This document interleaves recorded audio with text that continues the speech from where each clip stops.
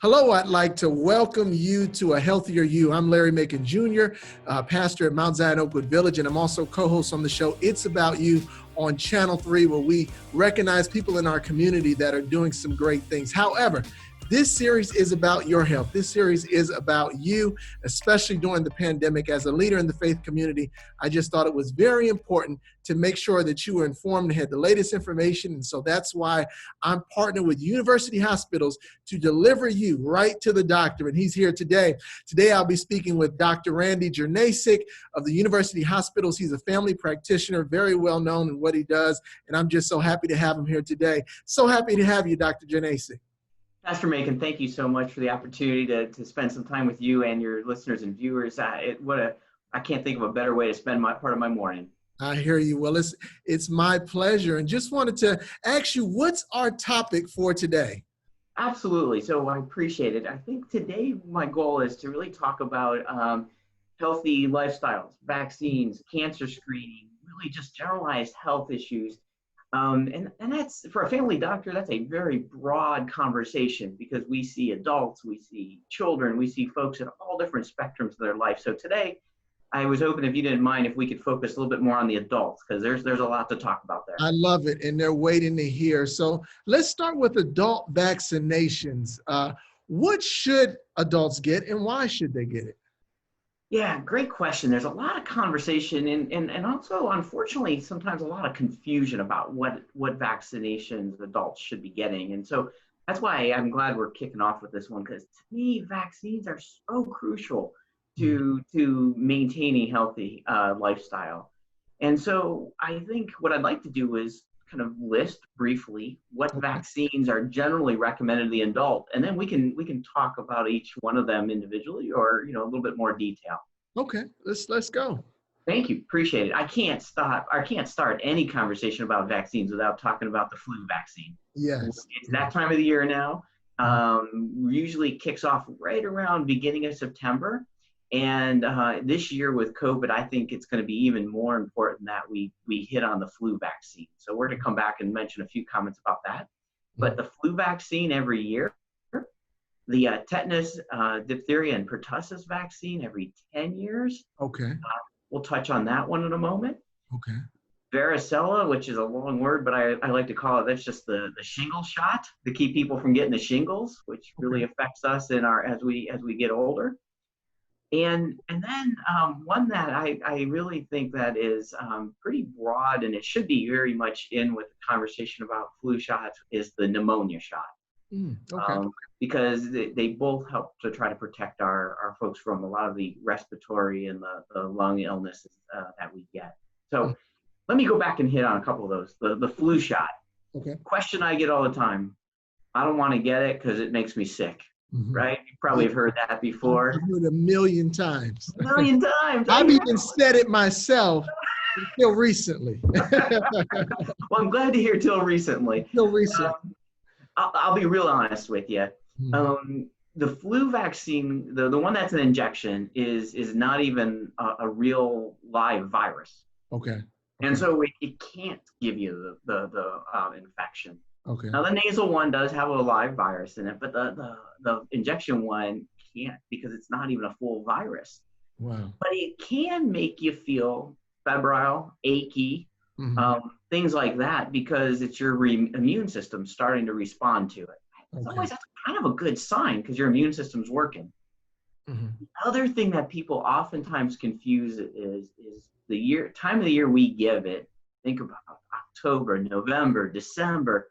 Right. There's a lot of stuff out there. There's colds, there's flus, there's all kinds of what frankly at home we oftentimes just call the crud. Right. And people say, well, I got the flu shot last week and I got this. The flu shot didn't cause it. Something else did. And we really like to keep people protected, because we know that people that get influenza are higher risk to get pneumonia, higher risk to get sicker and get other bad outcomes. So Finally the truth. Get the flu shot. Get the flu shot. Get the flu shot. The tetanus shot, again, I think everybody knows about that. When you get a cut, we were all growing up and believed, you get a cut, you gotta make sure the tetanus is there. But I will tell you, there's another reason for it also. We also put pertussis and diphtheria. And for some of us that are old enough to kind of remember whooping cough and all those things, those are things actually still are around. And we as adults don't really get them as bad as children, but by getting immunized, we help protect the children in our lives also from getting exposed to those illnesses. So I think the tetanus, diphtheria, pertussis shot is great, and that's every 10 years. Okay. Yeah.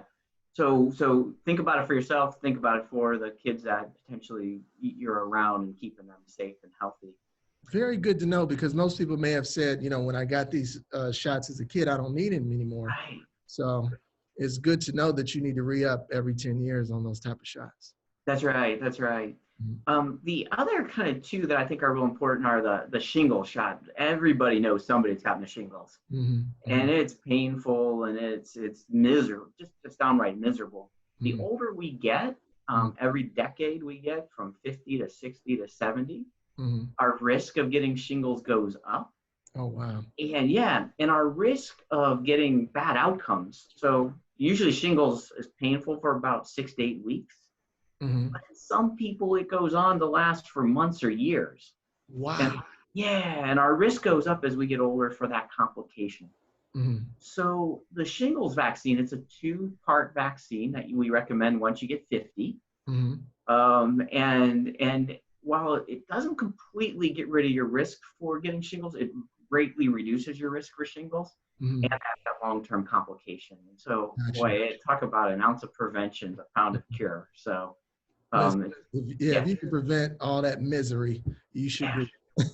Absolutely. And then the final one is one that I think has sometimes a little bit of a bad name because it's called the pneumonia shot. Okay. Yeah. And the reason I say that is because it doesn't prevent just pneumonia. It prevents most pneumonia, but it can prevent other really bad illnesses. And there's other things that cause pneumonia out there, so it doesn't prevent all of them, but it prevents some of the bad players for pneumonia. So a little bit of a bad name because it's not just a pneumonia shot. Right. But vaccine. I like that it's named pneumonia because it's such a harsh ailment, so that makes it feel like a real bad ailment could be, avoided. And are these things that you have to come forward with, or will your practitioner usually ask you to do, or? Great question. Let me just say one more thing about the pneumonia. It's after age 65. Okay. But many people also, it's 1 dose after age 65, but many people actually qualify for an earlier dose, but depending on if you have diabetes or heart disease or lung disease. So think about probably many of your viewers, your listeners probably fall in those categories. Right. So, really, really helpful. Or smokers also, actually. That's very true. Yeah. Gotcha. So, that's good to know.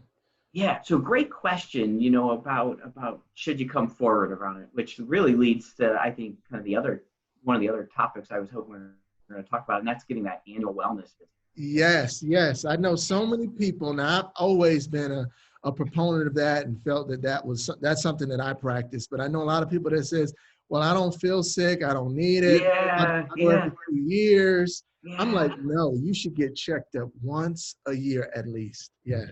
Yeah. So let's talk a little bit about the reason for that, if you don't mind, because I think vaccines. So to your question, vaccines should be something as a doctor, as a family doctor, I train the residents and the medical students here. We always talk about the importance of your annual wellness visit and the things you should be doing. Vaccines are clearly near the top of the list of things that we talk about doing. And so the vaccines we just talked about.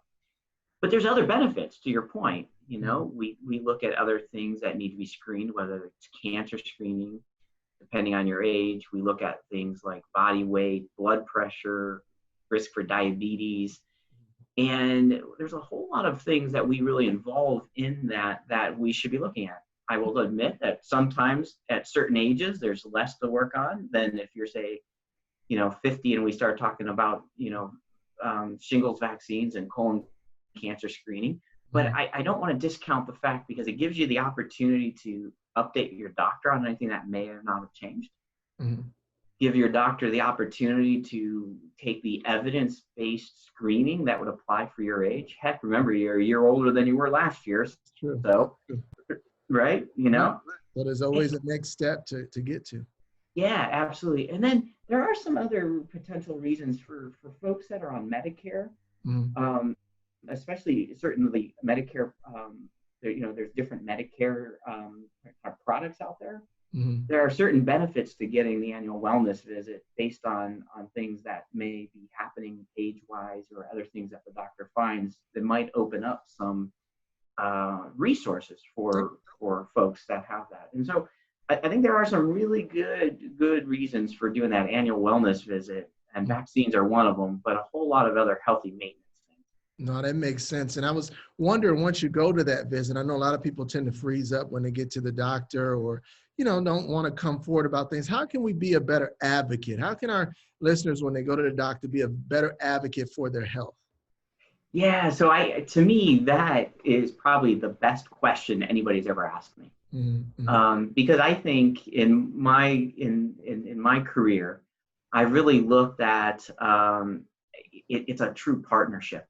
Mm-hmm. It's a true partnership. I have the privilege to serve my patients, Mm-hmm. and I have a privilege to partner with them and their families and their loved ones in their healthcare. So Mm-hmm. I think coming prepared is really the best thing you can do. You're right. You freeze up. I have a younger daughter who I take her to the doctors, and I really encourage her to be active and participant. She's a teenager and really working. And she froze up one time, and we worked on how to make sure she got what she needed for her healthcare, being her own advocate. So we all do that. Mm-hmm. But a couple kind of things that I think come to mind. One is be prepared with questions. Okay. So if you have a question, write it down. Makes sense. If you have it in your hand, you're more likely to remember to say it than if you thought about it and now you freeze up. So write it down. Write it down. 2, bring everything you're taking. Bring everything you're taking. Some people come and they say, well, you have the medical records, you know what I'm taking. Right. Well, believe it or not, we don't always. Sometimes it comes from a doctor who may not be on our medical records. That's true. That's true. Bringing the herbal medications you're taking, bring the supplements, the vitamins. Sometimes we actually find interactions with your medicines that you might not recognize and we might not know you're taking. Wow. Yeah, so be an advocate for yourself by having your questions ready, bring in the medicines, and any updates since the last time you were there. Again, sometimes people get healthcare from other places and we don't know it. Yeah, it'd be smart for someone, put in the notes in your phone or something throughout the year of different updates. I felt this way here, this happened to me then. Even if it isn't something you wanted to, talk to your doctor about then, I think it's good to just jot it down and say, hey, in March, I felt this way or this happened. Right. I think that's a great idea. Yeah. I'll tell you, what happens sometimes is people will come in with oftentimes a very long list. I encourage that. I think it's great. Mm-hmm. But sometimes we have to say, look, okay, let's take the number 1 and number 2 things because we have a short time. We don't want to shortchange anything. And we might have to come back and talk about number 4 or number 5 or whatever. Right. But boy, if you didn't have number 2, 3, 4, and 5 written down, we may never get to those. That's so true. That's so true. So get it all down, put it down there, and you can have that running list, even throughout the years of, what you talked about and what you did. So I think that's great. But you mentioned something too that I wanted to hit on, supplements and herbal supplements and things like that. What are your special considerations when doing that? There's so many things out there, so many, influences when it comes to that. What's your thoughts on that whole piece? Well, there really is. You can't watch I was going to say a football game, but there's not much football game going on right now. You can't watch much of anything without getting advertisements for supplements. That's true. That's true. And it gets really, really confusing. I'll admit there are some doctors who just don't believe in any of them, and I'm not that kind of a doctor. I'm pretty open-minded about it. Okay. But with a couple kind of caveats to that. One is we need to remember that just because you can buy things over the counter doesn't mean they can't be particularly harmful. Oh, wow. Good. Yeah. Good thought. Yeah. Yeah. And they may be okay for kind of what I like to say, quote, regular people. The reason I say regular people is somebody who's healthy without any problems. Mm-hmm. But sometimes it causes challenge when you're mixing them with certain prescription medicines and there's interactions, or you have a chronic illness that might not benefit from Wow. that supplement. So not all things are harmless. And so Mhm. I think that's the one consideration to have. And that's why having that list for your doctor is, in my mind, so important. Right. And then you Second, got a second opinion on it, yeah, Yeah. right, exactly. Or they might be able to recognize that, hey, that's interfering with this other medicine we're giving, or Mhm. something to be helpful. The other one that I will say is there are certainly some things out there that are frankly a bit of a potentially maybe not harmful, but maybe a waste of money because there's just been no proven evidence about it. Mhm. Mhm. Mhm. And so I'd like to be able to give guidance, and if it's not going to hurt you and you want to take it, that's okay. But I think, my job's also to let you know that it might not be the best use of your money too. And Right. so if we can give you some guidance about potential harmful events or effects, potential interactions, or potential that it's just not doing you anything, then I'd love to again be that participant in your healthcare. I think that makes a lot of sense. And I wanted to also ask you about cancer. It's one of the leading causes of death, and a lot of people suffer from it. What kind of cancer screening should people consider? Yeah, Especially, so great question. Thank you for asking that, because Mhm. you're really rounding out my thoughts about that healthiness and for the Mhm. adults. Again, just like some of the other things we've talked about, there's a lot of myths out there, Mhm. and there's a lot of sometimes competing advice out there. Mhm. And so when I talk about cancer screening, I talk about for patients who are otherwise healthy and don't have a symptom. And I'll comment on what that means Mhm. in a moment. But in general, for adults, we talk about a few major cancers we usually do screening around. One is colorectal cancer screening. Okay. Yeah, colorectal cancer screening. We just saw how we lost tragically a wonderful actor, right? Yeah. Chadwick Boseman. Yeah. Yeah, right, exactly, at a young age, Mhm. right? Yeah. Um, and that's an interesting situation because in general, the guidelines have been age 50 or older. Right. And if you read the news, and I don't know anything about him and his family history, he was younger than 50. Right. Yeah. I think Um, it was 38 when diagnosed or something like yeah, that. I Yeah. think that's right.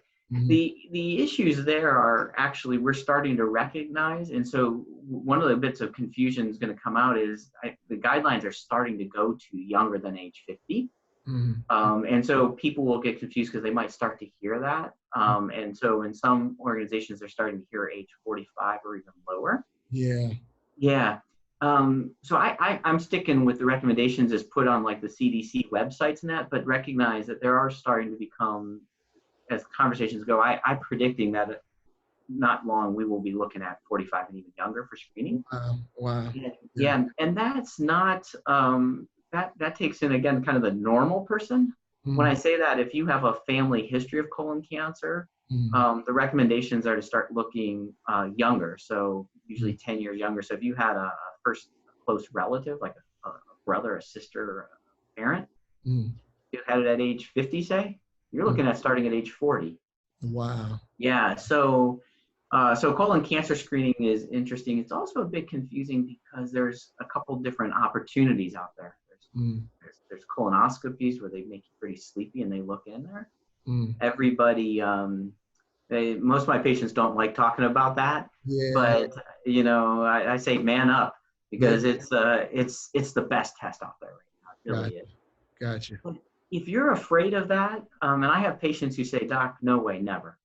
And we talk about the no way nevers and Yeah. the whys, and that's their choice. But there are nowadays some better tests out there than that are secondary tests, so some Okay. stool tests you can do. And so I would recommend that if you're one of those people who said no way never, Mhm. don't stop talking to your doctor about cancer screening. There are still some good tests like looking at DNA in the stool. Okay. um, and so I would encourage you, if you're one of those people who think no way for me, still Mhm. go talk to your doctor. There are still good tests out Still go do it no matter what. Well, Dr. Janasic, I really appreciate it. As we wrap up today, just want to ask, were there any screenings before we go that you think are very important when it comes to your health? Yeah, screenings, colon cancer, Okay. breast cancer, cervical cancer, Okay. and for people with long history of smoking, lung cancer screening. Lung cancer And your screen. doctor has all the guidelines about how to do that, your family doctor, and can help. Gotcha. I appreciate it. Well, thanks, Dr. Janasic. Again, I want to also thank you for expanding our knowledge and sharing all your wisdom with us.